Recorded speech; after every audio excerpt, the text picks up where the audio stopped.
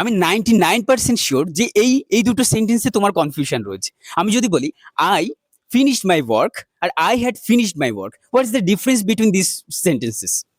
I finished my work এটা মানে হচ্ছে আমি কাজটা শেষ করেছিলাম, এখানে কিন্তু completed action in the past, এটা কিন্তু পাস্টে কমপ্লিট হয়ে গেছিল। Completed action in the past অর্থাৎ পাস্টে এই কাজটা কিন্তু কমপ্লিট পুরোপুরি হয়ে গেছিল। আর আমি যখন বলবো I had finished my work, সেইখানে I had finished my work before you came, এটা যদি বলি তার মানে পাস্টে একটা কাজের আগে কিন্তু এটা হয়ে action completed before another past action. আমাদের এটা কিন্তু মনে রাখতে হবে যে যদি দুটো কাজের কথা হয়, যে কাজটা আগে একটা অতীতে কাজ হয়েছে সেই কাজের আগেরটা বোঝানোর ক্ষেত্রে আই হ্যাড ফিনিশড আমরা বলতে পারি। সেক্ষেত্রে they had left before we arrived, তাহলে আমরা এখানে পৌঁছানোর আগে তারা কিন্তু চলে গেছিল।